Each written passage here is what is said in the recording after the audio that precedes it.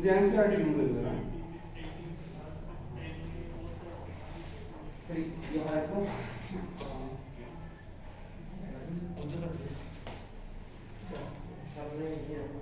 कोई पैक करूँगा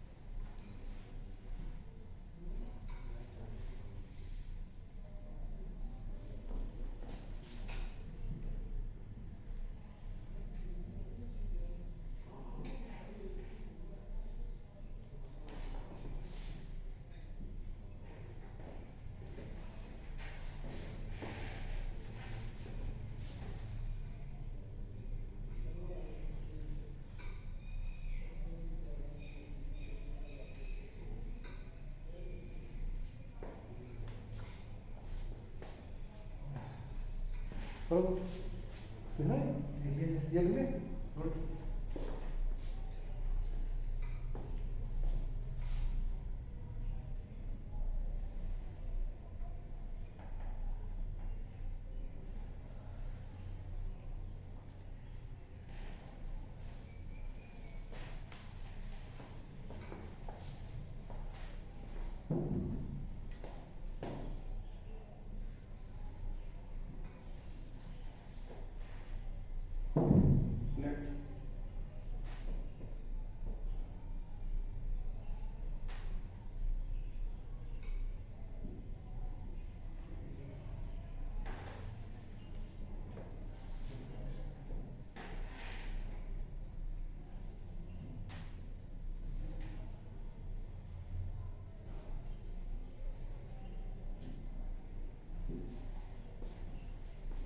अब आपसे कुछ क्वेश्चन पूछना है मैंने, पहले तो जो लिखा मैंने सारा वर्ड टू वर्ड समझ आया? फिर एक चीज समझ हाँ गए बताओ। y 0t। हाँ जीरो टी सिर्फ ये बताने के लिए पार्टिकल बता रहे हैं, इसका मतलब जीरो मतलब x इक्वल टू जीरो है, जीरो पार्टिकल। ये पार्टिकल कहाँ पे है, कितने डिस्टेंस पे? x। यहाँ पे एक ही पार्टिकल है, बहुत सारे पार्टिकल हैं, बहुत सारे पार्टिकल। मैं यहाँ तो ये टक कर रहा हूँ, मैंने यहाँ खराब नहीं किया डायग्राम, सारे पार्टिकल आप पिक्चर देखो, सारे पार्टिकल करते दिखाई दे रहे हैं आपको। ऑसिलेट तो इधर से क्या जा रही है, यहाँ से वेव जा रही है। As a wave moves all particles are oscillating, right. तो आइडियली केस में ये हैंडओवर हो रही है, अगर इसका एम्पलीट्यूड है तो इसका एम्पलीट्यूड भी कितना है, ए, राइट। अच्छा फ्रीक्वेंसी तो सेम होती है, जो सोर्स पार्टिकल होती है वो इसकी होती है ना, मैं बता चुका हूँ आपको मैं। तो बात चल रही है कि ये भी ऑसिलेट कर रहा है, ये भी ऑसिलेट कर रहा है, ये भी कर रहा है, ये भी कर रहा है। हमने कोई एक जनरल पार्टिकल लिया, जनरल से मैंने कितने डिस्टेंस पे x, x का खास डिस्टेंस है नहीं, इसके डिस्प्लेसमेंट का नाम क्या दिया मैंने, y as a function of x and t। x लगा दिया तो x जनरल आगे नहीं आएगा। अब ये जो y दिखा रहा है किसी एक पार्टिकल की सभी की जनरल बात आ जाएगी, x की वैल्यू चेंज करते जाएंगे तो अलग-अलग पार्टिकल का फ्यूचर आता जाएगा, है ना, राइट। फिर हां जी y क्या है, डिस्प्लेसमेंट लिख रहा हूं, लिखवाने दिखाने को, ये इसकी डिस्प्लेसमेंट है थी, ये किसी एक्चुअली कहां तक ऑसिलेट कर रहा है, प्लस से और माइनस से, ये भी किसके बीच में कर रहा है, प्लस से माइनस। ये हमने जब पहली बार उसको देखा था तो मान लो कोई उसको मतलब टी टाइम में उसकी डिस्प्लेसमेंट देखी है, टी टाइम पे उसकी ये चल रही है, तो y में भी बोलने वाला हूं, लिखने वाला हूं, ये भी ऑसिलेट कर रहा है तो y क्या होगी, डिस्प्लेसमेंट ऑफ पार्टिकल कहां पे, एट x। ये किसी डिस्प्लेसमेंट है, displacement of particle at x equal to 0, right. अब आपको मुझे बताना है इसकी डिस्प्लेसमेंट इक्वेशन कितनी है, ये sin omega a sin omega t, right. अच्छा ये भी यहां भी एक बात और सुनो, ये स्पेशल केस किया हमने सिंपल हार्मोनिक ऑसिलेशन के लिए। ऑसिलेशन एक ही पॉसिबल है और भी पॉसिबल है, ऑसिलेशन बड़ी तरह की पॉसिबल है भैया, वो तो ऐसे जब हमने सीखा ना, तो यहाँ पे ऑसिलेशंस मैंने स्पेशल काइंड ऑफ करी है। तो ये आपको थोड़ा ये साइड पे जिक्र बता रहा हूँ कि वेव जरूरी नहीं ऐसे बननी है हमेशा, वेव कोई ऐसे वैसे बन सकती है, डिपेंड करता है, it will depend upon the जो नेचर में मैकेनिकल टाइप बना सकते हैं, डिपेंड्स अपॉन द कैसे ऑसिलेट होता है, क्या कर रहा हूँ ये नहीं सकती। तो the shape of wave will depend upon the nature of oscillation of source particle, nature of oscillation of source particle. By chance simple harmonic oscillation is the most prominent oscillation, right. तो इसलिए जब source की जो oscillation है कैसे दी मैंने, simple harmonic कैसे दी है, इसलिए जो वेव की क्रिएट होगी उसका नाम भी क्या रखा हमने, और प्रोग्रेसिव का मतलब चलने वाली वेव। तो क्या कोई रुकी वेव भी होती है, इस बार स्टैंडिंग वेव्स होती है, करेंगे क्या, कौन सी वेव्स होती है, स्टैंडिंग एंड स्टेशनरी वेव्स, एक ही नाम होता है, वो अभी हमने सिलेबस में नहीं है, मैंने कि वो कंपटीशन में करेंगे। तो फिर इसका मतलब कोई रुकी हुई वेव्स होती हैं कैसे होती है बाद में बताऊंगा, तो स्टैंडिंग वेव्स होती है, तो ये लेकिन स्टैंडिंग नहीं प्रोग्रेसिव है जो चल रही है, इसलिए इसका नाम क्या रखा हमने, बोलो सिंपल हार्मोनिक क्यों रखा सकते हैं, क्योंकि हमने सिंपल हार्मोनिक की इक्वेशन ये तो ये सिंपल हार्मोनिक इसके नीचे, राइट। अब नाम है फ्लेम क्यों बोला इसका, कि देखो चल किसके नाम रही है, x के नाम, लेकिन इसके पार्टिकल्स कहां हो सकते हैं, particles can be next to में, यस सर। ये मैंने फोटो खींची इसकी, मान लो फोटो समझ लो, ये अभी वेव जा रही थी, कुछ पार्टिकल्स ऊपर जा चुके हैं, बोलो कुछ नीचे जा चुके हैं, कुछ कहां है नीचे, तो पार्टिकल्स बिखरे किसमें हुए हैं, बोलो किस प्लेन में, x y प्लेन में। तो उसका नाम क्या दिया हमने, प्लेन प्रोग्रेसिव सिंपल हार्मोनिक। उसकी इक्वेशन बना रहे हैं, राइट। उसकी इक्वेशन का मतलब तब हमने कहना है, तो अब बात चल रही थी ये भी ऑसिलेट कर रहा है, ये भी ऑसिलेट कर रहा है, ये दोनों सेम फेज में होंगे या there should be some phase difference? Phase मतलब फेज डिफरेंस रीजन सारे पार्टिकल कटे तो नहीं जा रहे ऐसे से, सारे पार्टिकल ऐसे से नहीं, कोई आगे कोई पीछे कभी कोई ऐसे तभी बनता ना, वरना तो स्ट्रेट सीधा ऊपर ना चला जाएगा, है ना? तो मैंने फिर क्या लिखा है यहाँ पे बोलो, let phi be the phase किसमें between the particle P and between source particle। मैं यहाँ ऐसे phi लिख देता हूँ, हालांकि डिस्टेंस तो नहीं है कुछ बताने के समझाने के लिए, से फाई का एंगल नहीं होता। फेज फेज ही तो होता भाई। जैसे आपने समझाया कि वो कोई आगे हो सकता है कोई पीछे हो सकता है, तो फेज वाइज फेज इसको बोलते हैं एंगल को एंगल को। हाँ तो उसी बात हो रही है, यानी कि मैं बोलूँगा अगर इसकी डिस्क्रिप्शन ओमेगा डी से हो रही है तो उसकी डिस्क्रिप्शन ओमेगा डी से नहीं होगी, उसमें इसको कुछ प्लस या कुछ माइनस होएगा, यानी कि इन दोनों पार्टिकल्स में सब कुछ सेम है ऑलमोस्ट। क्या एम्पलीट्यूड भी सेम है, फ्रीक्वेंसी भी सेम है, ओमेगा भी सेम है, लेकिन फेज सेम नहीं। इसका फेज कितना है? ये फेज इसका किसका ना जीरो नहीं है, ओमेगा डी है, किसका? Of source particle. तो इसका जो फेज होगा वो ओमेगा डी से या प्लस या माइनस होगा, यस और no. Yes.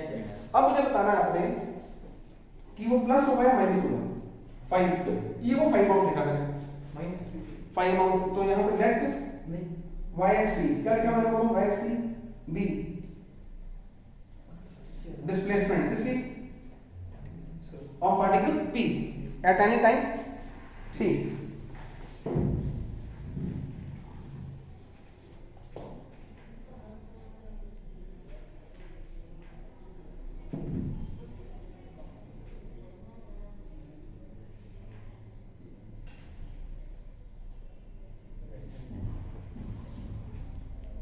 then y x t should be equal to a sin omega t।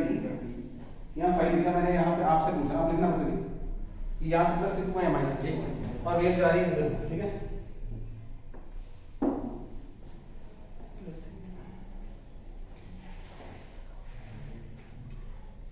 Plus आएगा। शाबाश शाबाश, मैं जानबूझ के कोई रिएक्शन नहीं दूंगा, सही हुआ तो भी नहीं दूंगा, गलत हुआ तो भी नहीं दूंगा।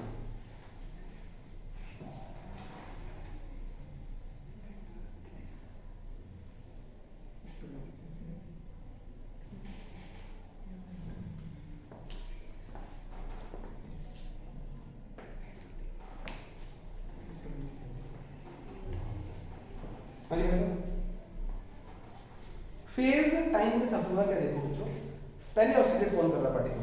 वो वाला है ना? जब इसने ऑसिलेशन एकदम स्टार्ट कर दिया, लेट स्टार्ट करी है, लेट स्टार्ट करी है, तो इसका ओमेगा टी फैक्टर, इसका जो फेज है वो बड़ा होना चाहिए छोटा होना चाहिए? सर जब वो नीचे आ जाएगा तो नीचे ऊपर की बात नहीं चल रही ना, टाइम फेज किसको बोलते हैं? फेज ओमेगा टी को साइन ये जो इसके साथ लगा हुआ है, ठीक है ना? हाँ तो ये ऑसिलेट कर रहा है, इसको काफी टाइम होगा ऑसिलेट करते हुए, इससे ऑसिलेट पहले स्टार्ट की लेट स्टार्ट करेंगे, लेट स्टार्ट करेंगे, तो इसकी ये वाली जो टोटल वैल्यू है, अगर इसकी ओमेगा डी वैल्यू है फेज की, तो इसको टाइम उतना ही मिला ऑसिलेट होने में क्या कम मिला? क्योंकि अभी यहाँ से वेव जानी शुरू हुई, मैंने इसको डिस्टर्ब किया, तो ये उसके एकदम से हुआ, थोड़ा लेट स्टार्ट हुआ, लेट स्टार्ट हुआ, लेट का मतलब टाइम उसको कम मिला, तो टाइम कम मिला, ये फेज में पीछे है, इट इज लाइक दैट। अगर ये जितनी ऑसिलेशंस कर चुका होगा उतनी ये करेगा, ये उतनी करेगा, उससे कम करेगा, उससे ज्यादा करेगा। वही ऐसे x जो है, x है, अगर आपने यहाँ से ऑसिलेशन स्टार्ट करी है तो उतने टाइम में x वाला पार्टिकल बराबर ऑसिलेशन करेगा, कितने टाइम में? उतने टाइम में नहीं यार, जहाँ से ये t0 से यहाँ से हमने स्टार्ट करा है, इसको ऑसिलेट करना स्टार्ट किया, तो ये साथ ही में ऑसिलेट शुरू हो गया, थोड़ा लेट स्टार्ट हुआ, लेट। सर आप ये कह रहे हैं ना, जैसे हम ये देखते हैं t0 और t टाइम के बीच में देखते हैं, वो ज्यादा कर देगा और इतने टाइम में ऑसिलेशन, और वो उतने टाइम में कम करेगा, कम करेगा ना? यस कम करेगा, कम करेगा। तो ओवरऑल फेज किसका बड़ा हुआ फिर? ऑसिलेशन वो कम कर रहा है, कौन? ये कम कर रहा है, ऑसिलेशन कम क्या करता है? ये चीज नंबर ऑफ फेज कैसे बढ़ता है?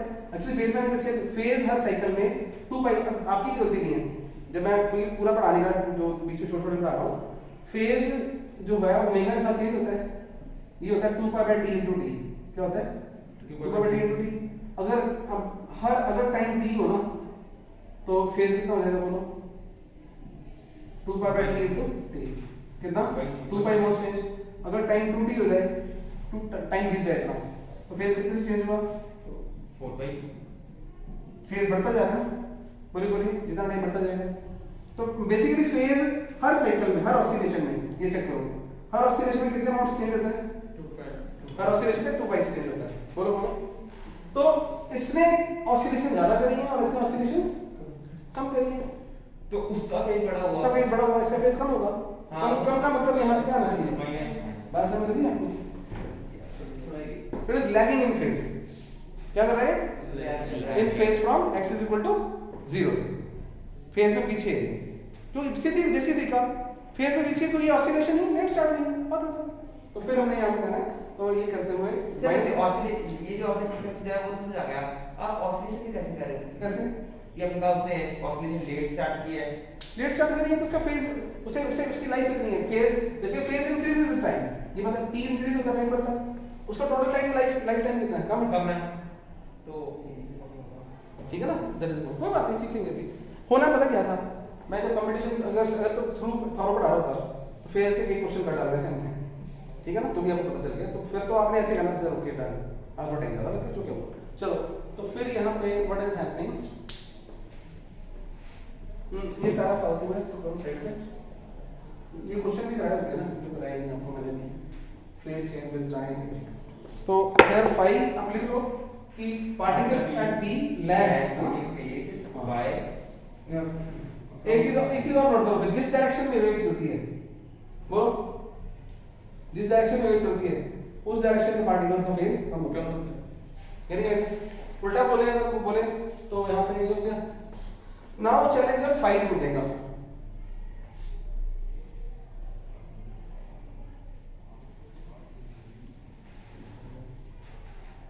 सर अभी एक लाइन ढूंढ रहे थे, वेलोसिटी वाले से पहले मतलब ये this lags source particle by five.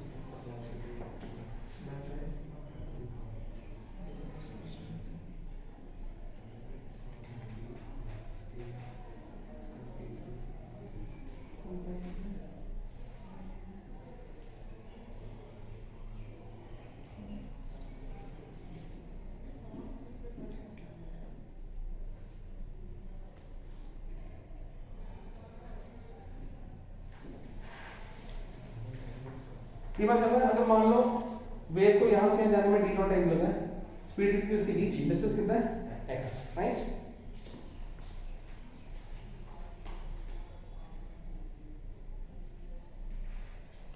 ये मैं पहली बार इस मेथड से करा रहा हूँ आपको ना, ये मैंने बीच में पढ़ाया था, नया मेथड है आपको आज। Phase difference between source particle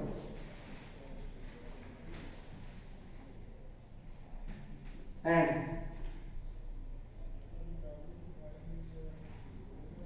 particle P, phi will be equal to omega d naught। यदि आप लिख लोगे मैं बताऊंगा आपको।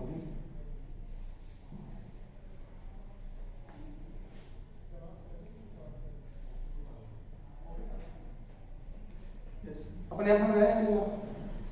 अब फेज चेंज किसके हिसाब से होता है? फेज अभी बात करते थे ना, जो सोर्स पार्टिकल है वो क्या होता है? दैट इज कोई भी फेज हो ना, मान लो बच्चों, ये रफ करना, क्या लिख रहा हूं मैं? प्लस फाइव नॉट भी लिख रहा हूं। अभी एसएचओ में आ रहा है, एसएचओ में आ गए, ठीक है उसका फेज है पार्टिकल का। फेज हमने लिखा, इसको फिलहाल फाइव इस फाइव से मिक्स मत करना, फिलहाल ये बिल्कुल डिफरेंट होगा। तो फेज कितना होगा? Plus five not. Delta five कितना होगा? Omega into delta. क्या मतलब है?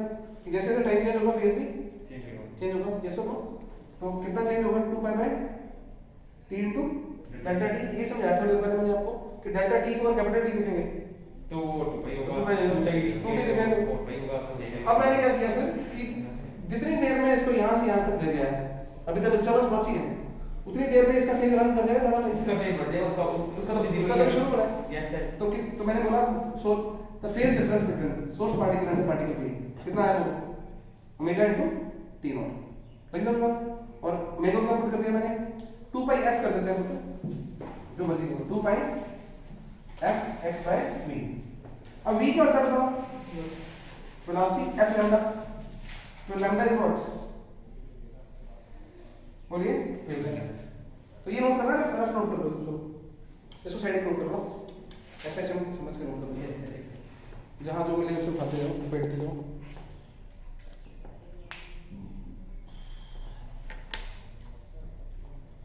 जय हो प्रभु।